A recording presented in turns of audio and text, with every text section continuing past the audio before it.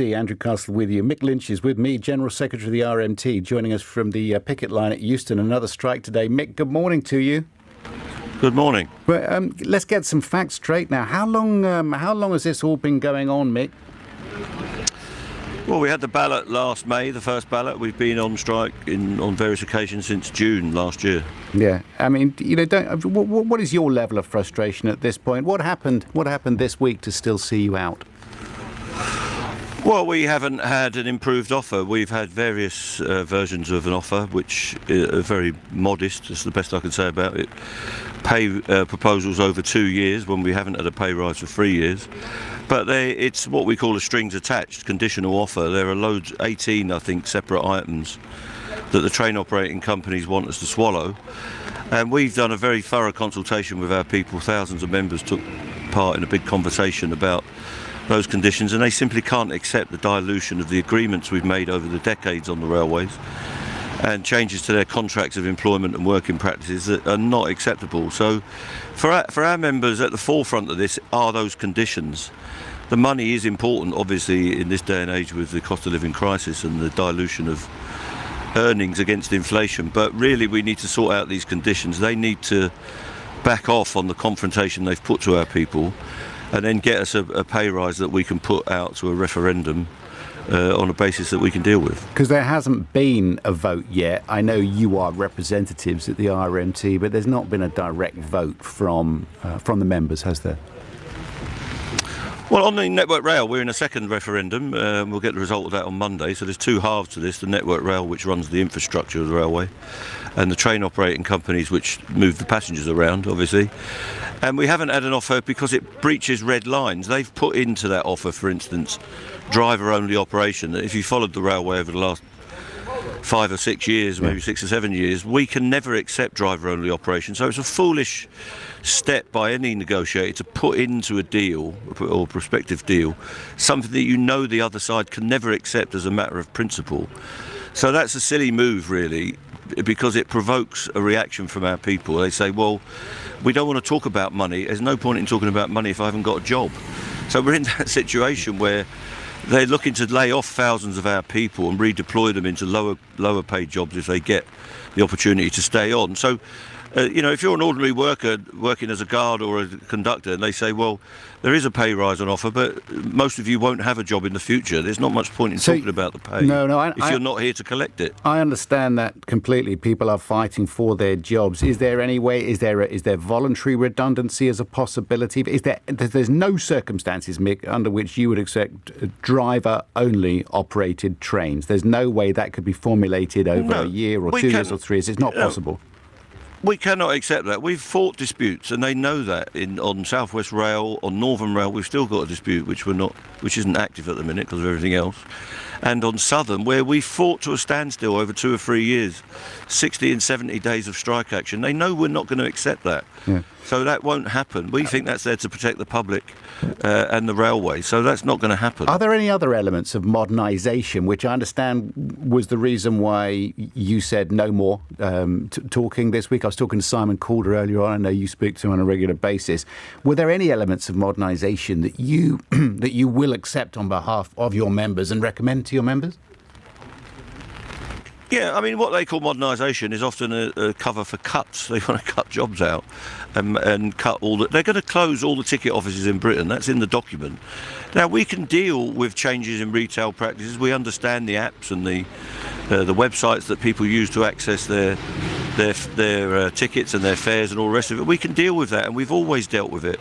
We're not riding around on Stephenson's rocket. We've got new trains, new technology. Our people service those trains, they repair them. That was my own trade on the railways. I worked on the most highly technical trains that we have on Eurostar. So we've dealt with all that, but we've got to deal with it through agreement, not through imposition and the culling of jobs, good jobs, green jobs in our economy that stabilise working class communities, rather than the jobs that exist now in our economy, 0 hours and diluted conditions. A lot of people are angry about what's happened in our economy, and we're not going to let that happen on the railway. So we can deal with new technology, Andrew, and we will deal with it, but through agreement, not through imposition. So you've got Mark Harper, the Transport Secretary, describing what he's put on the table, what you're talking about as a best and final offer. Do you actually believe that? And just to confirm what that is, Mick, so we've got the right facts in front of us. It's a wage rise of 5% 2022, 4% this year, contingent on modernisation intended to increase efficiency. So that's where, and some of the lowest paid getting potentially 13%, as I understand it. Are these percentages more or less correct? Yeah, there's an underpin for the lowest paid, which we've requested in that formula. But as I repeat, Andrew, it's not all about money. Money's important, but that's not the overriding factor. Our members are resisting this based on the conditions that I've described, some of them, 18 separate areas. Yeah. In Network Rail, we have got that out to a referendum at the moment. They've improved the best and final offer by adding more money and more earnings to our people, new money. So the train operating companies can do that. The government has approved the offer on Network Rail. But what Network Rail said to us, we don't have to agree these conditions, these changes, in order to access that money. You can have that agreement, and we'll deal with the changes they want to make through the company's normal machinery. Yeah. So if the train operators make a step like that, we may be able to get a formula that we can develop. So you're out today, next out 30th of this month, and then the 1st of April as well. And I mean, it's been going on for so long now. Do you still feel resilient? Do you feel that people still feel resilient? I mean, they're losing money every time they strike. Yeah, we're here today in the pouring rain with your young reporter here that's Brazilian as well, so fair play to him. We're resilient. We'll keep going. Picket lines are out all over the country. We've got an opportunity next week. There's two weeks clear without strikes.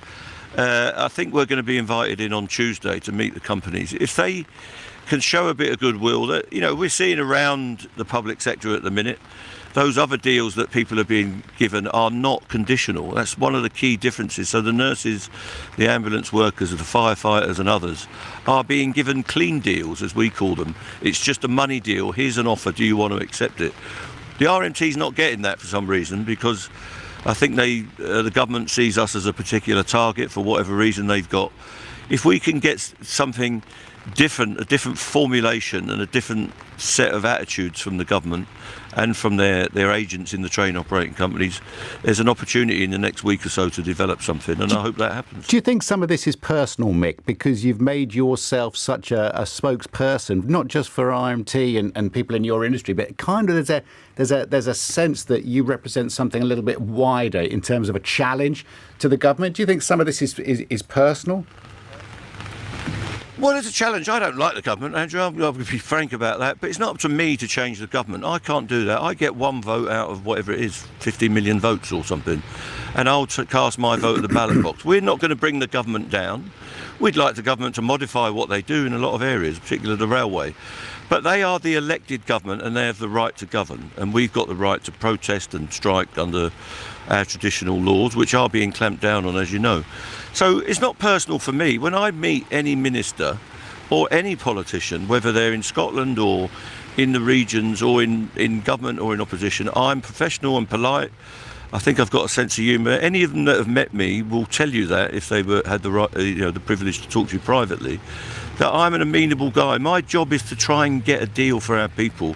I'm not a poser. I don't bang the table, and I don't just do gesture politics or whatever you want to call it. I'm a negotiator, and so are all my officials. So if we can work on that basis, respect each other's positions and each other's mandates, then we can get a deal going forward. Do you think the 30th and the 1st you'll be out again? Or, I mean, how optimistic are you?